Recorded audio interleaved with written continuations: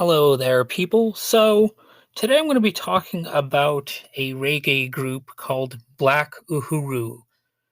And basically, since 1994, Black Uhuru became largely inactive in music, but they did release an album in 2018.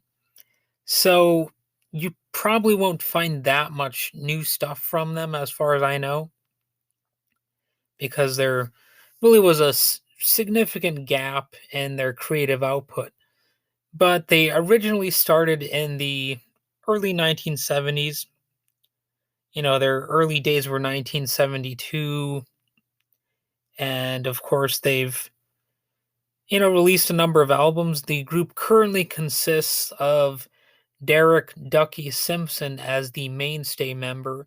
And the apparent other member is Andrew Bees. And from what I gather, they have a bunch of additional musicians, unless it's become a two piece. But reggae bands usually have, a full band, I would think.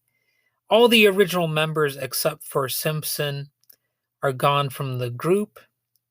And it does seem like Black Uhuru has almost retired from music, as suggested. So, like I said, they formed in 1972 in the district of Kingston. They were initially just called Uhuru, which is the Swahili word for freedom. And they had a lineup then of Garth Dennis, Don Carlos, and Ducky Simpson. And their debut album, produced by Prince Jammy, was called Love Crisis, and that came out in 1977.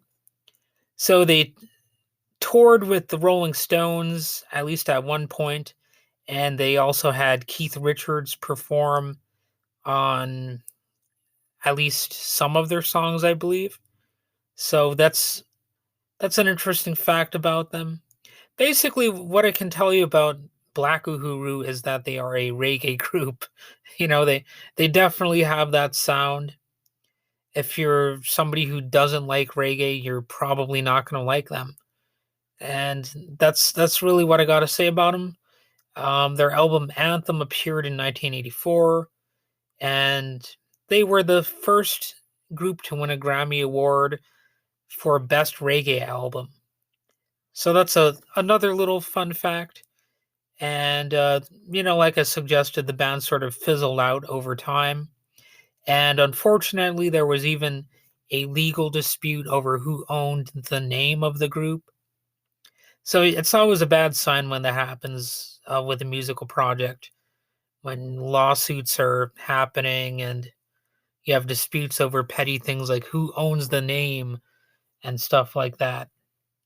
So basically, I would just recommend them as a competent reggae group. There's a long history there from the early 70s.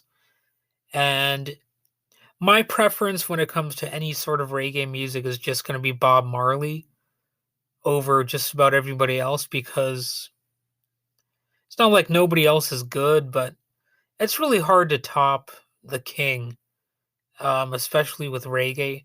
I would say that his music tends to have more of a diversity of content and sounds. A lot of reggae music just isn't quite as diverse as I would like it to be. It's sort of predictable a lot of the time. Not always, but a lot of the time. And I understand it's mostly just for like relaxing, sort of a chill out music. And they do have cool bass lines. There's no doubt about that. And well, that's really all I have to say about them. So they're a reggae group that you can check out. Go ahead and give them a try.